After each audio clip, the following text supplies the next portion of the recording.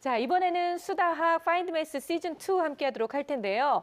지난주에 이어서 오늘도 생명과학과 수학 그 두 번째 이야기를 저희가 준비하고 있습니다. 그 생명과학과 또 수학하니까 네. 이 생각이 들어요. 그리고 매년 보면 이 감기 때문에 이 맞아요. 고생하는 사람들이 굉장히 많습니다. 그러네요. 그래서 이것만 수학이 만약에 혹시 고쳐준다면, 해결해준다면 수학이 완전 뜨는 거죠. 뜨는 정도가 아니죠. 네. 그냥 인류를 구원하는 것과 혁명인가요? 혁명이네, 혁명. 요걸 해줬으면 좋겠어요, 저는. 과연 진짜 그런 얘기가 나올지 기대가 되는데요. 자, 오늘 파인드 매스 시즌2 지금부터 생명과학과 수학의 이야기 함께 만나보시죠.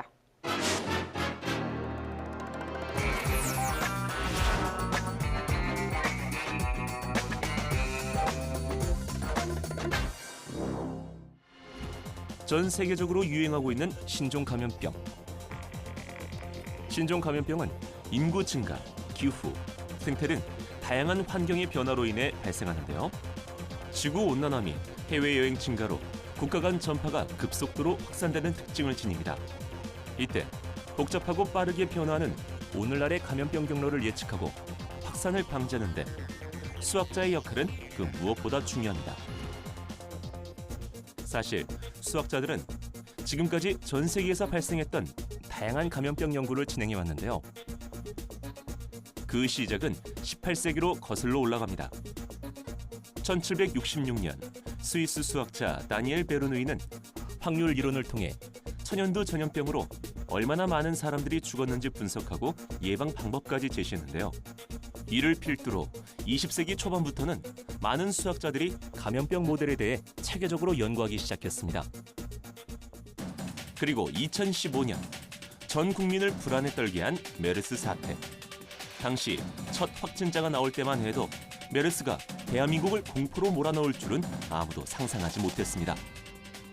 하지만 단 며칠 사이에 급속도로 퍼져 총 186명이 감염, 39명이 사망자가 발생했는데요. 국내 치사율 약 20%를 웃도는 메르스로 인해 사람들은 외출하기를 꺼려했고, 이는 곧 유동인구 감소, 소비 둔화, 급격한 경기 침체까지 불러왔습니다. 이러한 메르스의 확산을 막기 위해 초기 몇몇 연구자들은 해외 감염병 모델을 차용하기도 했는데요. 하지만 여기에는 한계가 존재했습니다.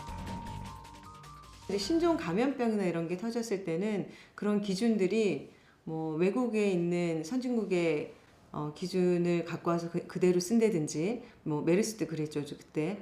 거기에는 이제 한계점이 있습니다. 그렇죠. 우리나라만의 어떤 상황이나 이런 것들이 배제되고, 또 외국 모든 상수들이 다 데이터에서 올 수 있는 건 아닌데, 보면 이제 외국에 있는 외국에 맞는 그런 이제 뭐 모수들을 가지고 와서 모델에 적용을 한다든지, 결과가 나오긴 하지만 사실은 한국에 대한 그런 이제 수리 모델 결과라고는 할 수가 없었겠죠.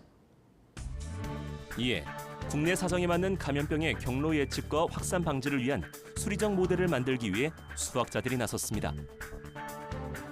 감염병 모델을 개발한다는 건 시간이나 환경에 따른 감염자의 수의 변화를 실제와 최대한 가깝게 보여주는 식을 만드는 것인데요. 이때 실험이 불가능한 감염병은 수리적 모델과 시뮬레이션의 역할이 매우 중요합니다. 수리적 모델을 만들기 위해서는 크게 두 가지의 과정으로 진행됩니다. 먼저 지금까지 발생한 감염병 관련 빅데이터를 수집합니다. 그리고 바이러스의 잠복기, 백신이 있는 경우 감염된 사람의 이동 경로 등을 모두 식으로 만들어 시간에 따라 각 집단에 속한 사람 수가 어떻게 변하는지 알 수 있는 방정식을 세우는 겁니다. 이때 메르스 수리 모델을 완성시키는 데 중요한 역할을 한 것은 바로 변화율을 나타내는 미분 방정식입니다. 네, 수리 모델링에는 사실은 미분 방정식을 사용한 수리 모델링이 있고, 또 통계적인 방정식, 확률 방정식을 사용한 수리 모델링이 다양하게 쓰이고 있습니다. 네, 저희 그룹에서는 미분 방정식을 통해서 이런 이제 슈퍼 스프레더를 포함한 수리 모델링을 개발을 하였고, 이런 모델링은 뭐 메르스뿐 아니라 실제 신종플루, 결핵, 에볼라 같은 다양한 신종 감염병 등에 적용되고 있습니다. 이런 수리 모델링을 굉장히 어렵게만 생각하시는데, 사실은 미분 방정식이라는 것은 변화율입니다. 그래서 뭐 X가 보통 이제 그 XY에 대한 방정식을 생각을 하시는데 X가 시간이 되는 거죠. 그래서 시간이 바뀌었을 때 개체수가 얼마나 바뀌는지. 그래서 이런 개체수에는 이제 환자가 될 수도 있고 감수성이 있는 병에 걸릴 수 있는 그룹이 될 수도 있고. 그래서 시간이 바뀌었을 때 이런 개체군의 변화를 나타내는 것을 미분 방정식이라고 표현할 수 있겠습니다. 이런 과정을 통해 감염병 확산 모델을 만들면 환경이 바뀌었을 때 어떠한 결과가 나올지 예측하는 시뮬레이션을 할 수 있는데요. 이러한 예측 결과를 바탕으로 예방법 홍보, 환자 격리, 병실수 확대, 백신 투여 등 질병의 확산을 막기 위해 효과적인 대응책을 수립할 수 있습니다. 또한 감염병 모델을 꾸준히 연구할 경우 다른 병에 대처할 때도 기존에 수립한 모델을 바탕으로 빠르게 초기 대응을 할 수 있습니다.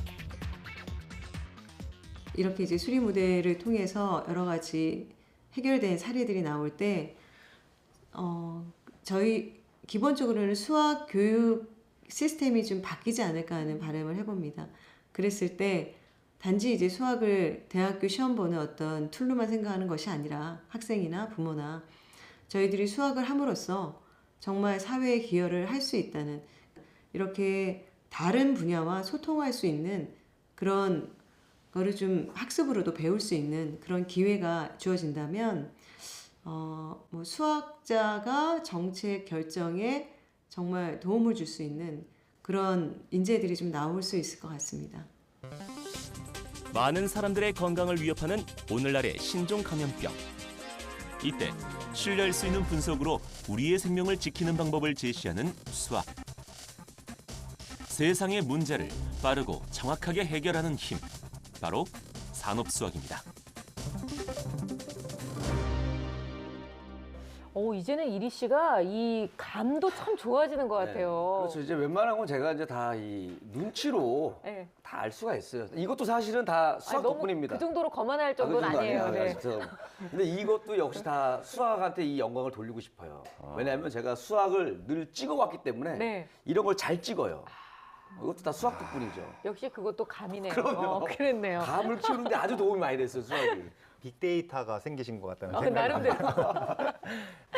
외국에 있는 사례를 그대로 가져와서 우리나라에 적용하기는 좀 어려운 부분이 있죠. 왜냐하면 그 나라의 각각의 특성이 있기 때문인데요. 메르스와 비슷하게 전 세계를 떨게 만들었었던 에볼라라고 하는 바이러스가 있었었는데요. 에볼라는 서아프리카의 수도 인근에서 그것이 발병이 되었는데 인근의 세계 국가까지 빠른 속도로 감염이 되어서 사람들을 긴장하게 만들었었는데요. 그때에도 어떻게 하면 환자들을 빨리 그리고 정확하게 치료할 수 있을까 해서 병상의 숫자를 예상하는데도 수학이 큰 역할을 했는데 네. 그것보다 큰 역할을 한 것은 에볼라라고 하는 바이러스는 다른 감기 바이러스와는 다르게 보균자가 증상이 나타나기 전에 바이러스가 퍼지는 것이 아니라 증상이 나타난 이후에 바이러스가 퍼진다라고 하는 다른 점 때문에 그래요. 기존에 우리가 개발했었던 어떤 수학적인 모델들이 적용이 되지가 않았어요. 그 다음에 또 사체를 통해서도 사람들에게 바이러스가 전염될 수 있다는 것. 그 다음에 아프리카의 특징 중에 하나가 장례식장에서 사체 키스를 하는 문화가 있었다는 거죠. 이 세 가지 요인 때문에 고려해야 되는 여러 가지 것들이 있었는데 여러 가지 요인들을 새로 접목을 시켜서 아프리카에 맞는 새로운 모델을 만들어낼 수 있다라고 하는 것이죠. 즉 네. 우리나라에서 맞는 또 다른 나라에 맞는 여러 가지 수학적 모델을 만들게 되고 그것이 각 나라에 맞춘 전염병에 대한 예방할 수 있는 대안들을 낼 수 있기 때문에 수학이 큰 역할을 하고 있다라고 볼 수 있습니다. 네. 근데 잠깐 이 얘기만 들어봐도 변수가 정말로 다양하고 많잖아요. 근데 이거를 수학적으로 계산해낼 수 있다는 게 정말 놀라운 일인 것 같은데요.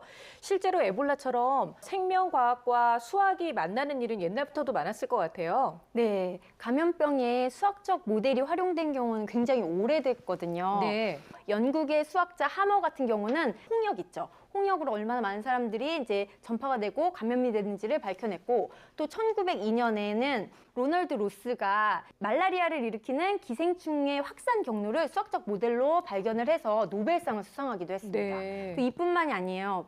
1918년에서 19년 사이에 전 세계의 2%에 해당하는 5천만 명의 목숨을 앗아간 그 전염병이 있었죠. 바로 스페인 독감인데요. 이 스페인 독감을 발견해내는데도 수학자들이 굉장히 큰 역할을 했습니다. 지금 옆에 그래프가 실제로 환자의 수하고 그리고 수학적 모델을 통해서 환자의 수를 예측한 그래프거든요. 네. 두 그래프의 모양이 거의 일치하는 걸 볼 수 있습니다. 이뿐만 아니라 가장 이제 주목할 만한 점은 정책을 결정하는 데도 영향을 준다는 거죠. 정책까지요? 네, 동남아시아에서 신종 독감이 유행했을 때 한 영국의 임페리얼 대학교 연구팀이 이렇게 신종 독감은 항바이러스제를 활용해서 대유행을 이제 막을 수 있다라는 보고를 했어요. 이거를 참고해서 세계보건협회에서 실제로 항바이러스제를 활용하는 계획을 세웠거든요. 이처럼 이제 수학적 모델은 여러 가지 이제 전염병과 감염병을 예방하기도 하고 또 다양하게 활용할 수 있는데 여러 가지 근거 자료가 될 수 있죠. 그렇군요. 그러니까 이 교수님한테 아까 뭐 여러 가지 뭘 했다고 하셨잖아요. 네. 좀 부탁하고 싶은 게 있어요. 어떤 거요? 그 웃음도 확산되는 그 모형도 좀 하나 좀 만들어줬으면 좋겠어요. 웃음이 어떻게 전파되는지, 네. 퍼져나가는지를. 왜냐하면 내가 예상한 경로대로 하니까는 사람들이 웃질 않아가지고 그래서 이런 것도 좀 과학적으로 수학을 이용해가지고 네. 좀 만들어주면은 그러면 개그맨들이 필요하지 않을 것 같은데 직업이 없어질 수도 있어요. 하지 마세요 그냥. 제가 이렇게 찾겠습니다. 어렵더라도. 정말 이렇게 네. 이야기를 계속하다 보니까 수학이 이렇게 영향을 많이 미쳐서 생명과학계가 앞으로 더욱더 발전할 수밖에 없을 것 같은데요. 정말 이 끝이 보이지 않는 이야기인 것 같아요, 선생님. 앞으로가 아니고 지금도 이제 대기업이든 정부든 전 세계에서 생명과학에 투자를 어마무지하게 하고 있는데 이게 생명과학에 수학이 붙어가지고 이게 큰 산업이 됐다는 거죠. 예를 들면 인류 최고의 난제라고 하는 것 중에 하나가 이제 치매거든요. 이제 그것도 빅데이터를 이용해서 신약이 개발되는 단계까지 좀 와 있다고 볼 수 있고요. 그다음에 암이 어떻게 진행될지 예측을 하고 네. 그다음에 이 환자를 수술을 했을 때 어느 정도 효과가 있을지도 수학적으로 판단을 할 수 있다고 그러니까 생명과학하고 수학이 같이 붙어서 굉장히 많은 성과를 나타내고 있다고 볼 수 있거든요. 과거만 해도 그 과학 쪽에서 물리학이나 화학은 수학과 관련이 많고 생명과학은 수학을 싫어하는 애들이 하는 과목이다 이렇게 생각하는 경우도 많았었는데요. 지금 와서는 전혀 그렇지가 않게 된 거죠.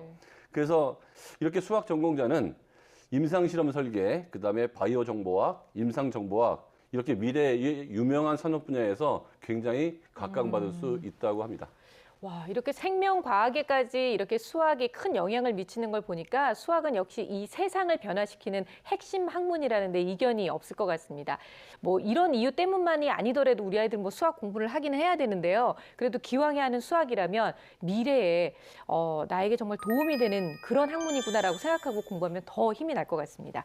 자, 오늘 수학은 여기까지고요. 여러분들의 수학 고민은 저희 홈페이지를 통해서 언제든지 남겨주시면 되겠습니다. 저희는 다음 시간에 더욱더 다양한 수학 이야기 가지고 찾아오겠습니다. 고맙습니다.